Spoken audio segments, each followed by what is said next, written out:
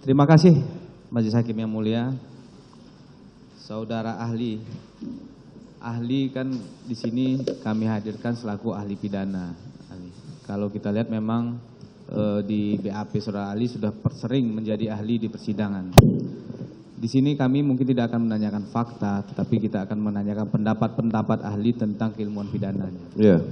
Yang pertama pertanyaan saya yaitu terkait dengan pasal penganiayaan 351 dan seterusnya ahli. Bisa ahli terangkan unsur-unsur apa yang ada di bab penganiayaan tersebut menurut pendapat ahli? Ya, baik. Terima kasih Saudara Jaksa Penuntut Umum. Supaya tidak salah dalam memberikan penjelasan terkait dengan pasal-pasal yang berkaitan dengan penganiayaan ya. Jadi penganiayaan itu ada diatur di dalam pasal 351. Jadi 351 itu disebut juga dengan penganiayaan biasa. Kemudian ada 353. Jadi 353 itu disebut juga dengan penganiayaan yang direncanakan lebih dahulu. Kemudian 354 itu disebut juga dengan penganiayaan berat. Dan 355 adalah penganiayaan berat yang direncanakan. Jadi kalau kita lihat apa perbedaannya, maka ada dua aspek yang dibedakan. Untuk membedakan antara penganiayaan biasa, penganiayaan yang direncanakan, penganiayaan berat, dan penganiayaan berat yang direncanakan lebih dahulu. Nah, dua aspek itu terletak pada aspek subjektif dan yang kedua adalah aspek objektifnya. Aspek subjektif itu meliputi dari orangnya atau sikap batin orang yang melakukan tindak pidana itu. Sementara unsur objektifnya terletak pada akibatnya. Akibat dari perbuatan pidana tersebut. Jadi sikap batin orang itu menentukan kualifikasi apakah itu masuk dalam tindak pidana penganiayaan biasa atau tindak pidana yang direncanakan atau tindak pidana penganiayaan berat atau tindak pidana penganiayaan berat yang direncanakan lebih dahulu. Mungkin kalau orang awam agak sulit membedakannya ya. Penganiayaan ini secara doktrinal disebut juga dengan delik material. Nah, kalau kita bicara soal objektifnya, delik material. Delik material itu artinya tindak pidana itu baru selesai setelah akibatnya muncul. Nah, muncul itu akan kita lihat apakah itu lukanya biasa, ini masuk dalam konteks penganiayaan yang biasa seperti diatur dalam pasal 351 atau luka berat atau timbulnya kematian. Nah, itu dari sisi materialnya, dari sisi akibatnya. Luka berat diatur dalam pasal 89, udah jelas ketentuannya, pingsan, cacat, ya. Kemudian tidak bisa menjalankan aktivitas seperti biasa, ya, dirawat berhari-hari atau berminggu-minggu atau berbulan-bulan, ya. Kalau mati jelas visumnya ada. Luka biasa, ya lecet, lebam. Nah itu dari sisi akibat. Jadi kalau kita lihat, oh kalau akibatnya dia pingsan, dirawat lama, maka 89 menyatakan itu luka berat. Ya, kalau hanya lecet, lebam, masuk rumah sakit pulang, ya itu bisa ditafsirkan sebagai luka biasa. Mati jelas ada visum. Nah, bicara sikap batin. Sebentar Ali, ya. saya potong, maaf ya. Sebelum kita masuk ke sikap batin Ali. Kalau kita lihat di pasal 351, kan itu elemen unsurnya adalah melakukan penganiayaan. Sementara penganiayaan ini kan tidak dijelaskan di KUHP. Apa sih sebenarnya yang dimaksud dengan penganiayaan ini? Secara doktrin menurut ahli, ini penganiayaannya bisa nggak ahli uraikan unsur-unsur apa saja yang menjadi bagian penganiayaan itu? Delik material, karena saya sebut di awal tadi, penganiayaan, pembunuhan, kebakaran, rusaknya lingkungan, polusi, itu adalah delik material. Yang dilihat adalah akibatnya. Setelah timbul akibat, maka dicari perbuatannya. Kalau delik material tidak membatasi perbuatan apa. Ya, tidak membatasi perbuatan apakah dipukul, ditendang, disepak, disundut dengan listrik atau dengan rokok, enggak penting. Beda dengan delik formil. Kalau delik formil jelas sudah ditentukan perbuatannya. Misalnya pencurian, barang siapa mengambil barang milik orang lain, jelas perbuatannya adalah mengambil. Apa yang diambil? Barang, 363 ya, 362, barang milik orang lain. Jadi ada mengambil itu apa? Memindahkan satu tempat ke tempat lain. Tapi kalau penganiayaan, pembunuhan, tidak ditentukan perbuatannya, sepanjang timbul akibat yang dilarang, luka berat, luka biasa, atau kematian. Jadi tidak penting perbuatannya. Nah, perbuatan itu tentu konteksnya adalah perbuatan melawan hukum, ya, kategorinya. Seorang dokter menyakitin seorang pasien, cabut giginya, ya itu bukan penganiayaan, karena tujuannya adalah menyembuhkan. Dalam konteks delik material, perbuatannya adalah bukan dalam konteks sifat dari tujuan yang baik, ya, tetapi memang ada tujuan jahat dari perbuatan itu yang kita sebut dengan perbuatan melawan hukum. Oke, ahli. Kemudian ahli, kan tadi ahli sudah membagi ini. Bukan ahli, menurut ahli pasal-pasal penganiayaan ini sudah terbagi nih. Ada yang penganiayaan biasa 351, ada yang memang penganiayaan dengan rencana. Kemudian barulah akibatnya bermacam-macam. Ada yang akibatnya berat, ada yang ringan. Nah, dengan rencana ini ahli, dengan rencana ini, titik tolak rencana ini menurut ahli bagaimana? Mulainya dari mana? Ya, kalau kita bicara tentang delik-delik perencanaan, maka ada dua elemen yang biasa diukur, ya, pre-faktum dan bahkan kadang-kadang dilihat post faktum. Sebelum perbuatan itu dilakukan. Jadi sebelum perbuatan dilakukan itu, apakah orang tersebut memiliki sikap batin jahat untuk mewujudkan tindak pidana. Jadi ukurannya adalah sikap batin jahat. Dalam pikiran saya, misalnya saya ingin mengambil sebuah laptop milik atasan saya, ya. Ada dalam pikiran saya akan mengambil barang tersebut. Lalu saya sampaikan kepada teman saya, "Bro, itu kan besok beliau keluar kota. Yuk kita ambil yuk barang tersebut. Karena ada data-data penting ingin saya gunakan di dalam laptop tersebut." Ya. Nah, itu namanya pre-faktum, persiapan. Ada perencanaan dalam diri saya untuk melakukan perbuatan pidana tersebut. Lalu ditanya teman saya, bagaimana caranya? Ya, kita buka, kita cek dulu apakah dia sudah benar-benar tidak ada, lalu kita ambil pada pukul 2 dini hari. Nah, itu kemudian pada pukul 2 dini hari saya datang ke tempat itu dan mengambil laptop tersebut. Nah, itulah ada persiapan untuk melakukan tindak pidana. Saya sudah menyiapkan diri saya untuk melakukan tindak pidana tersebut. Jadi, kemudian yang kedua, untuk delik-delik itu kesengajaan, ya. Untuk delik-delik perencanaan, ya. Delik-delik perencanaan ini biasanya hanya ada dalam tindak pidana material. Kalau tindak pidana formil biasanya sikap batinnya adalah sengaja. Sengaja dengan maksud, sengaja dengan sadar kepastian, atau sengaja dengan sadar kemungkinan. Ada konteks perencanaan.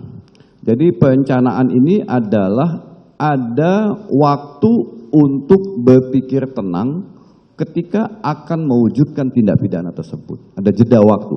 Dalam doktrin tidak disebutkan berapa lama. Yang penting ada jeda waktu ketika akan mewujudkan tindak pidana tersebut. Kalau dia sengaja dengan maksud, sengaja dengan sadar kepastian, begitu bertemu dengan orang tersebut langsung dipukulnya. Masuk rumah sakit. Dipukul, langsung masuk rumah sakit.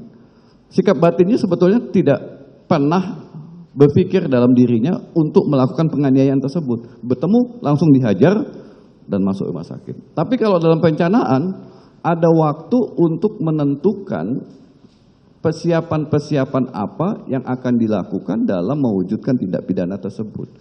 Jadi, ada waktu yang cukup dalam menyusun perencanaan tindak pidana, dan targetnya jelas.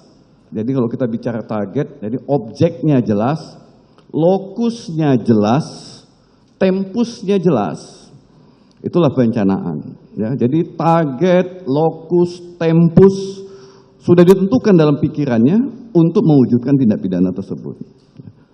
Itu perencanaan, ya. Walaupun tidak ada ukuran yang pasti, ini adalah ukuran secara doktrinal bisa berbeda antara ahli yang lain dengan ahli yang satu. Oke, ahli.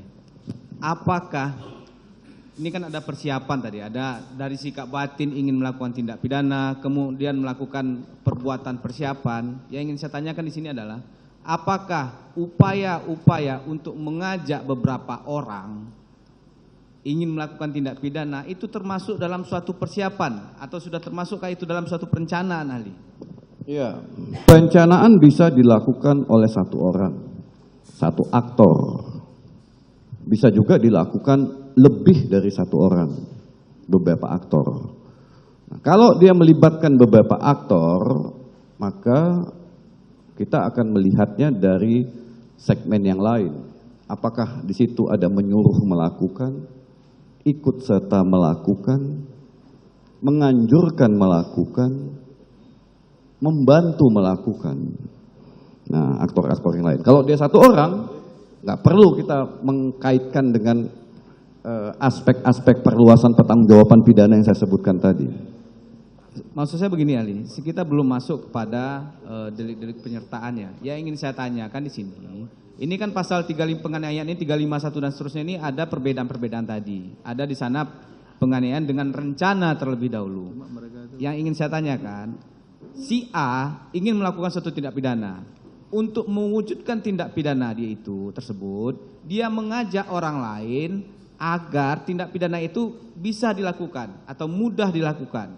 Atau karena mungkin yang bisa bertemu dengan orang si B ini adalah si C, cuman diajaklah si C untuk ayo kita ketemu. Seperti itulah contohnya. Apakah itu upaya-upaya si A ini untuk mengajak orang lain ini ikut itu sudah termasuk dari bagian dari perencanaan itu, ahli? Itu maksud saya. Iya, perencanaan itu bisa dia mempersiapkan dengan alat tertentu, bisa juga dengan orang tertentu, bisa. Jadi perencanaan itu bisa melibatkan orang lain dalam mewujudkan sikap batin jahat dia, bisa. Bisa juga dengan alat tertentu yang akan digunakan, pakai teori alat kita, ya. Jadi pakai alat tertentu, dia mempersiapkan alatnya untuk diwujudkan dalam tindak pidana tersebut. Kemudian juga dia menggunakan orang lain untuk bersama-sama dengan dirinya dalam mewujudkan perencanaan tindak pidana tersebut. Jadi perencanaan itu tidak ada limitasi, ya, tidak ada limitasi harus dilakukan oleh satu orang. Nah, perencanaan itu juga nanti akan kita cek apakah si B yang diajak tersebut memiliki sikap batin merencanakan juga atau tidak, ya. Itu kita lihat. Itu berbeda lagi dalam menilai aktor-aktor yang Anda sebutkan tadi dalam perencanaan. Oke, artinya memang menurut ahli dengan mengajak itu bisa merupakan bagian dari suatu perencanaan, ya, baik itu orang atau alat tadi, ya? Oh, bisa. Itu bagian daripada sikap batin jahat. Oke, ahli. Kemudian pertanyaan selanjutnya adalah, ahli, untuk penganiayaan berat ini sudah jelas tadi ahli mengatakan di pasal 89. Nah, memang kalau kita lihat di pasal 89 itu kan kategorinya tidak bisa melakukan suatu pekerjaan sehari-hari. Nah, ini kan memang berkembang, ahli, berkembang sesuai dengan keadaan zaman, ya. Maksud saya adalah, pertanyaan saya adalah, apakah orang yang memang lama dirawatnya, kemudian memang pada saat itu kemungkinan pada saat setelah dilakukan suatu tindak pidana penganiayaan, orang ini, kalau kemarin kita ada ahli dari kedokteran yang memeriksa, itu tingkat kesadarannya itu adalah dari kategori orang sadar itu, ahli, 1 sampai 15, orang sadar itu 15. Kemudian penurunan kesadaran itu adalah 10. Kemudian setelah dilakukan perawatan ternyata menurun, ahli, sampai dengan level 7 kalau kata ahli kedokteran kemarin. Nah, yang ingin saya tanyakan adalah apakah penurunan kesadaran ini walaupun sudah dirawat itu juga termasuk dalam kategori akibatnya, ya, delik materinya adalah penganiayaan berat, ahli? Iya. Jadi akibat itu dinilai dari perbuatan, bukan proses perawatan. Ya, dinilai dari perbuatan yang dilakukan oleh seseorang. Jadi pasal 89 jelas menyatakan begitu orang tersebut luka berat, maka itu penganiayaan berat. Mengenai sembuh, ya itu memang harus disembuhkan, ya, namanya juga orang luka berat. Apakah korban itu harus dibiarkan sampai di proses pengadilan luka berat terus? Enggak mungkin. Jadi timbulnya luka berat itu adalah ketika perbuatan itu selesai dilakukan. Oke, ahli. Kemudian ahli, ini juga jadi banyak perdebatan nih di dunia hukum. Seandainya begini, ini kita ambil contoh lainnya. Orang dilakukan penganiayaan, luka berat dia, pingsan dia, kemudian dirawat. Sudah lama dirawat, hampir misalnya contohnya ini contoh ya, 3 bulan. Kemudian setelah 3 bulan dia meninggal dunia. Ah, ini termasuk kategori yang mana ahli? Kalau menurut pendapat ahli, apakah ini penganiayaan mengakibatkan luka berat atau penganiayaan mengakibatkan mati? Iya, itu ditentukan oleh tempus ketika persidangan dilakukan. Ya, ketika jaksa mendakwa seseorang dengan penganiayaan berat karena korbannya belum meninggal dunia, ya itulah yang dipakai. Ya, ketika ada proses itu. Nah, ketika sampai di proses pengadilan, ternyata korbannya meninggal dunia, terus disampaikan kepada majelis hakim untuk dipertimbangkan, ya, untuk dipertimbangkan. Ada bukti baru. Ada eviden baru yang menyatakan bahwa korban ternyata meninggal dunia. Maka itu jadi pertimbangan hukum hakim, apakah itu menjadi alasan pemberat atau ada konstruksi baru. Tapi kalau konstruksi baru menurut saya udah nggak bisa ya, karena udah didakwa dengan pasal 3 anggaplah ya 351 ayat 3 pasal yang menyatakan bahwa korban mengalami luka berat. Ya, karena waktu didakwa korban tersebut memang dalam keadaan luka berat. Ya, artinya ahli, kalau yang saya tangkap dari pendapat ahli, apapun yang terjadi setelah tindak pidana dilakukan, itulah yang didakwakan. Tetapi bagaimana akibatnya setelah persidangan itu bisa jadi pertimbangan baru di persidangan ya, walaupun awalnya memang cumanya lukanya berat, tapi kelama-lama setelah dirawat tidak berkunjung sembuh ini, tapi mengalami misalnya makin menurun dia, makin amnesia dia, itu jadi pertimbangan tertentu ya. Bisa jadi seperti itu kan? Pasti itu jadi pertimbangan. Oke ahli. Kemudian ahli, yang ingin saya tanyakan adalah ini terkait dengan pasal-pasal penyertaan, pasal 55 dan 56 KUHP. Ini kan ada perbedaan memang di sana dalming dan perbantuan. Bisa ahli terangkan dulu perbedaannya bagaimana, penjelasannya bagaimana ahli?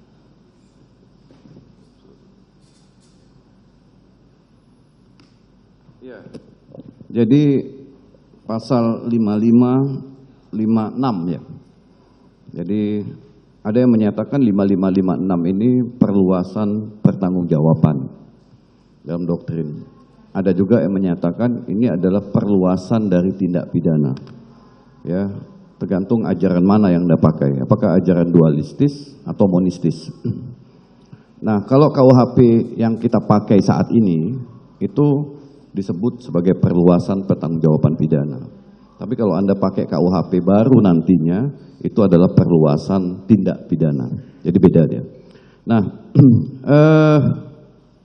jadi dalam ajaran penyertaan maupun perbantuan, deelneming dan medeplichter, itu aktornya lebih dari satu. Ya. Dalam penyertaan itu ada yang melakukan, dader. Kemudian yang kedua ada yang menyuruh melakukan atau doenplegen. Ada yang ikut serta melakukan medeplegen. Ada yang menganjurkan, membujuk melakukan atau witloken. Dan ada perbantuan pasal 56 medeplichter. Nah, perbedaannya adalah dalam menyuruh melakukan, orang yang disuruh itu adalah sebagai alat semata. Sebagai alat. Ya, sehingga orang tersebut tidak bisa dipertanggungjawabkan sebagai alat ya. Misalnya anak-anak yang belum berusia, yang belum bisa dipertanggungjawabkan, belum berusia 12 tahun. Atau orang gila. Ya. Jadi itu dianggap sebagai alat.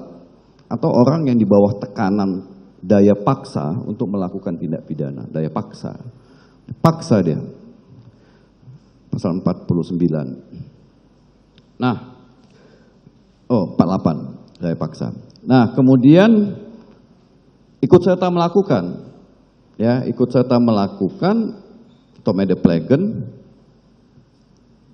Ada 2 aktor atau lebih yang melakukan tindak pidana secara bersama-sama. Indikator bersama-sama ini secara doktrin berbeda-beda pandangannya. Ada yang menyatakan aktor tersebut terlibat mulai daripada persiapan yang kita sebut dengan prefaktum dan faktum pada perbuatan di lapangan. Dan kita lihat lagi nanti postfaktumnya, apa peran beliau setelah perbuatan itu dilakukan. Jadi ada pre, kemudian ada faktum, dan ada postfaktum. Jadi dalam konteks deelneming, ikut serta melakukan atau bersama-sama melakukan medeplegen tadi itu, dalam persiapan aktor tersebut terlibat, ketika eksekusi ada peran yang berbeda, ya, ada peran yang berbeda antar aktor, ada peran yang beda. Bisa jadi ada yang memegang kepalanya dalam konteks penganiayaan, yang satu memegang kakinya, yang satu menusuk perutnya, bisa jadi. Perannya berbeda kan? Atau dalam konteks pencurian misalnya, yang satu mengawasi dari luar untuk memastikan tidak ada security yang datang, atau ada orang yang lewat. Aktor lainnya masuk ke dalam, ngambil. Atau begal misalnya, satu sudah siap-siap menunggu dengan motornya, satu lagi yang melakukan tindak pidana, berhasil, keduanya kabur dengan motor yang berbeda. Ya, satu nunggu, siap-siap kalau misalnya gagal, dia naik di boncengan, kabur. Jadi melakukan di lapangan siapa? Ya si satu orang begal, tapi yang satu ikut dalam tindak pidana tersebut. Jadi memang ada sikap batin jahat yang dimiliki oleh masing-masing aktor. Sikap batin jahat. Tuh ya, untuk memakai delik penyertaan. Karena dia perluasan pertanggungjawaban. Ada peran dalam mewujudkan tindak pidana itu. Mulai dari peran persiapan, sampai kepada peran ketika perbuatan itu dilakukan. Uitloken itu 55 ayat 2. Itu ada aktor intelektual, ya, yang disebut dengan intelektual dader, ada aktor materialis. Aktor materialis itu yang mengeksekusi. Intelektual dader biasanya tidak ada di TKP, tidak ada di lokasi, dia mengendalikan dari jauh. Ada pelaku materialis yang mewujudkan tindak pidana itu. Dan yang terakhir adalah perbantuan, pasal 56. Nah, perbantuan ini kan definisinya, tafsirannya sangat luas. Memberikan sarana, bantuan, keterangan dalam mewujudkan tindak pidana. Jadi di awal, di persiapan dia terlibat, tetapi pas saat eksekusi nggak ada ini orangnya, ya tidak ada orangnya. Tapi dia memantau perbuatan pidana tersebut. Atau di persiapan tidak ada, pas saat eksekusi dia membantu. Misalnya seseorang memberikan pistol, dalam perencanaan nggak tahu dikasih aja pistol, kemudian ditembak. Alat tersebut digunakan untuk melukai orang lain, tapi dalam persiapan dia tidak melakukan, tapi dia memberikan alat tersebut dan alat tersebut digunakan. Nah, ini juga dikatakan sebagai perbantuan. Jadi dalam perbantuan itu unsur persiapan ada, tapi di saat eksekusi perannya itu sangat minimalis gitu ya, sangat minimalis, atau malah tidak punya peranan gitu, dalam perbantuan. Atau di saat eksekusi disitulah peran dia ada. Tapi bukan dia yang mengeksekusi, tapi orang lain. Jadi tetap dalam perbantuan itu ada orang lain yang mengeksekusi, dia hanya memberikan sarana. Misalnya sederhana dalam konteks pencurian, rumah si A akan kosong pada tanggal 1 jam 2 pagi. Ya. Kamu bisa masuk, ya, pada tanggal 1 jam 2 pagi. Pada saat perbuatan dilakukan dia tidak ada, dia hanya memberikan informasi pada tanggal 1 jam 2 pagi itu rumah kosong. Silakan datang ke tempat itu dan ambil barang-barang. Nah, itu perbantuan. Sehingga dalam konteks perbantuan, karena peran sikap batin jahatnya ada, tetapi dalam perbuatan pidana agak sulit mengukur atribusi kontribusinya, maka dia dipidana maksimum 2/3 dari pidana sebagaimana yang didakwakan oleh jaksa penuntut umum. Bukan berarti perbantuan tidak dipidana ya, tetap dipidana. Demikian. Oke ahli. Kemudian ahli, Kalau dalam konteks pidana pencurian memang jelas di sana 5-5-nya. Ada orang yang melihat untuk menjaga, kemudian dia dikenakan juga turut serta melakukan kan untuk melakukan mengambil barang sesuatu itu. Nah, dalam konteks penganiayaan ini, apakah seseorang yang memang ya dari rencana memang sudah ikut, dari rencana dia sudah ikut diajak untuk melakukan tindak pidana penganiayaan lah kita sebut di sini. Tapi pada saat kejadian ternyata si orang ini tidak melakukan sesuatu, tidak memukul, tidak menendang, tetapi dia ada perannya menjaga sekeliling, melihat misalnya ada orang datang, stop, ada yang datang, berhentilah si pelaku utama ini. Kemudian dia mungkin bisa jadi kita lihat dia merekam. Nah, apakah konteks seperti itu dalam penganiayaan bisa termasuk dalam pasal 55 Ali? Iya, dalam konteks pasal 55 harus bisa dibuktikan ada perbuatan konkret yang dilakukan oleh masing-masing aktor. Ada perbuatan konkret. Dan disebut dengan faktumnya. Di faktum pada saat perbuatan di lokasi ada perbuatan konkret dan perbuatan konkret itu bisa diatribusikan sebagai perbuatan melawan hukum. Ya, di lokasi, di TKP. Ya. Jadi dan terus bisa dibuktikan bahwa ada kontribusi konkret. Tanpa kontribusi konkret dari yang bersangkutan di TKP,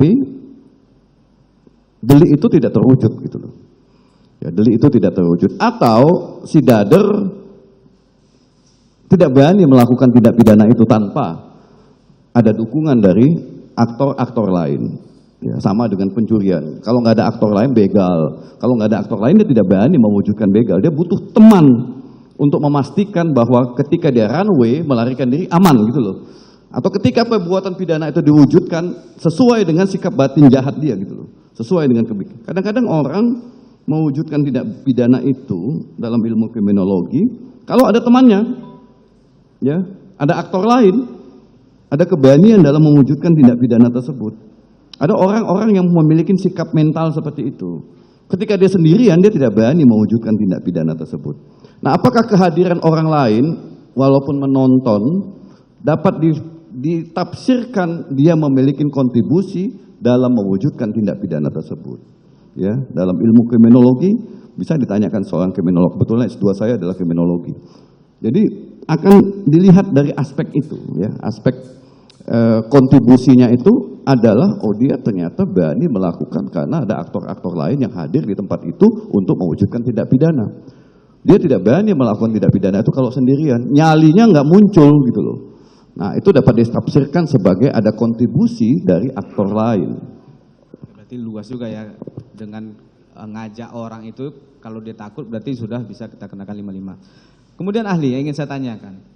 Tadi ahli mengatakan penganiayaan ini kan luas ini.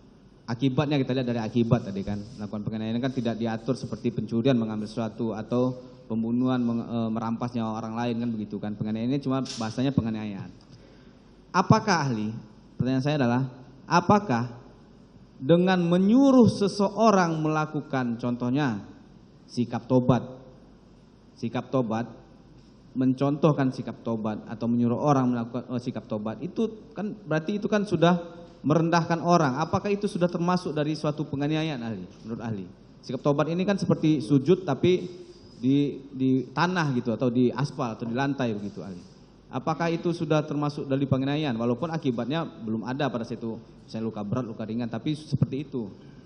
Bagaimana ahli? Ya, kalau itu bagian daripada skenario ya yang ada dalam pikiran si pelaku, sikap batin jahat pelaku, bahwa ketika akan mewujudkan tindak pidana itu dimulai dari menjemput, memperlakukan orang tersebut misalnya jongkok, tiarap atau apapun, segmen berikutnya dipukulin, segmen berikutnya dilempar. Nah, itu kalau memang sikap itu bagian bahwa perbuatan itu bagian daripada skenario yang disusun oleh dader atau dader-dader, maka itu bagian dari proses penganiayaan.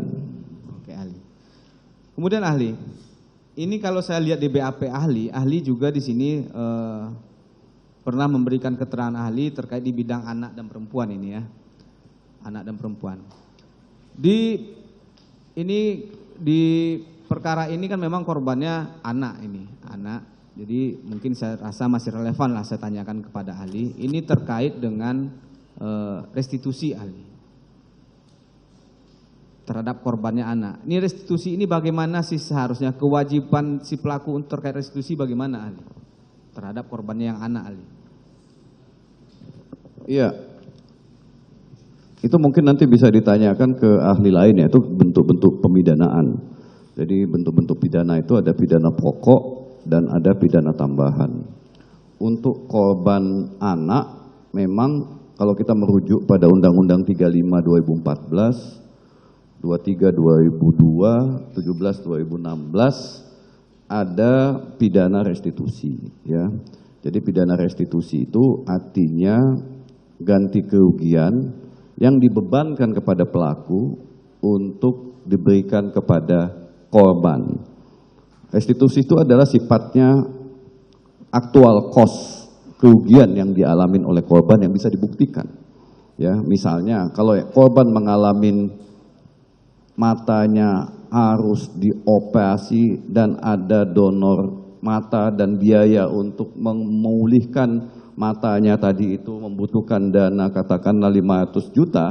Nah, bukti bahwa 500 juta itu ada dari rumah sakit itu yang disebut dengan aktual cost ya. Jadi aktual cost itu memang bukan dan dipastikan bahwa matanya tersebut yang buta sebelah kiri atau kanan itu bisa dipastikan berdasarkan keterangan ahli yang bertanggung jawab di pengadilan menjelaskan itu akibat dari perbuatan dari si pelaku atau terdakwa. Nah, pertanyaannya ahli, ada nggak akibatnya? Kan sini dari korban sudah mengajukan restitusi misalnya, tetapi si pelaku ini tidak membayar restitusi tersebut. Ini ada nggak akibat hukumnya jika si pelaku yang dimintakan restitusi ini tidak berupaya atau tidak membayar restitusi tersebut ahli? Iya, restitusi dalam hukum kita jika tidak dibayar itu diganti dengan kurungan.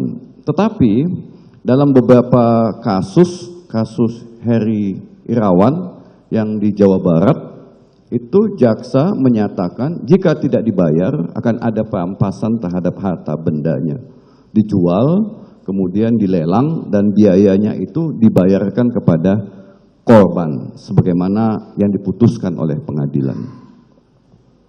Saya ada nggak dasar hukum yang khusus ya mengatakan jika restitusi ini tidak dibayar bisa diganti dengan kurungan atau dengan melakukan penyitaan asetnya si pelaku ini? Ada nggak dasar hukumnya? Secara khusus tidak ada. Secara khusus tidak ada. Jadi memang kalau filosofis restitusi itu ya sebenarnya kalau kita bicara dalam doktrin-doktrin hukum pidana, memang harusnya bukan diganti dengan kurungan. Itu adalah kerugian yang dialami korban. Tapi dalam banyak putusan diganti dengan kurungan untuk memudahkan eksekusi saja. Jadi itu alasan bagi jaksa penuntut umum untuk memudahkan eksekusi dibandingkan dia harus bersusah payah melakukan perampasan aset, melelang asetnya, menjual asetnya, aset dijual, kemudian dibagi kepada korban. Itu proses hukumnya panjang. Jadi restitusi itu adalah kerugian yang dialami korban. Karena ada kerugian, apakah kerugian dalam bidang mental, kesehatan, atau uang, maka itu harus diganti uang, ya, bukan dalam bentuk kurungan. Tetapi ada alasan untuk menyederhanakan setelah nggak mampu bayar diganti dengan kurungan. Itu yang kedua, memang terdakwa tidak memiliki aset yang bisa dirampas ya, secara objektif nggak ada gitu loh, nggak ada. Jadi kalau mau dipaksakan ya nggak bisa juga ganti kerugian, akhirnya diganti dengan kurungan. Demikian. Tapi dalam beberapa kasus saya lihat jaksa kalau tidak dibayar restitusinya ya ada perampasan aset. Cuman apa dasar hukumnya bisa dicek kembali, nanti saya tidak bisa menjawab soal dasar hukum secara pasti soal itu. Oke ahli. Kemudian pertanyaan selanjutnya ahli. Secara doktrin ahli terkait restitusi ini, yang pernah ada secara doktrin sebelum ada, mungkin kan ini restitusi ini kan perkembangan hukum baru yang ada di luar juga, kemudian ke Indonesia lakukan restitusi ini terhadap korban. Secara doktrin terkait perampasan aset ini, ahli, kalau si pelakunya ini masih belum mempunyai penghasilan, ahli, dia masih tinggal dengan orang tua, dia masih dibiayai oleh orang tuanya. Ini asetnya aset yang bagaimana yang bisa dilakukan perampasan nih untuk si korban? Apakah aset orang tuanya atau memang ada solusi lain, ahli, terkait itu? Dalam doktrin hukum pidana kita yang berbuat dialah bertanggung jawab. Ya, tidak bisa jatuh kepada pengampu, wali segala macam ya, kecuali anak-anak ya. Kecuali anak-anak. Tapi kalau orang dewasa dia bertanggung jawab. Asetnya ya aset yang bersangkutan, tidak bisa dibebankan kepada orang tua. Ya, tidak ada mekanisme hukum di negara manapun ganti kerugian itu pindah kepada orang lain, kepada orang tuanya. Mekanisme itu baru terbatas kepada tindak pidana korupsi dan pencucian uang ya, karena orang tersebut menerima uang, maka ketika si terdakwanya meninggal, maka uang tersebut bisa dituntut kembali karena dia menerima aliran dana tersebut. Itu yang bisa kepada pihak lainnya, itu pun bisa dibuktikan yang bersangkutan menerima uang itu. Jadi dalam konteks ini nggak ada aturan hukum yang bisa menjadikan orang lain untuk membayar ganti kerugian tersebut. Nah, pertanyaan selanjutnya, ahli, kalau memang si pelaku ini tidak ada kekayaannya, harta kekayaannya, apakah kemungkinan bisa diganti lagi dengan subsidiar pidana lagi, kurungan gitu, ahli? Atau bagaimana solusi agar nih hak-hak korban ini bisa terpenuhi, ahli, biaya-biaya pengobatan ini bisa terpenuhi? Ada nggak doktrinnya bagaimana solusinya, ahli? Ya, yang bisa itu mekanisme perdata aja, gugatan. Jadi kalau mekanisme pidana, kalau yang bersangkutan memang tidak ada. Ini kan soal perampasan aset juga kita belum punya, undang-undangnya juga belum ada ya, masih dalam proses pembahasan, itu pun belum, mungkin nggak jadi tahun ini. Nah, kalau nggak bisa, ya tadi itu, jadi mekanismenya adalah kurungan. Jadi makanya ada mekanisme kurungan atau ada mekanisme perampasan aset. Jadi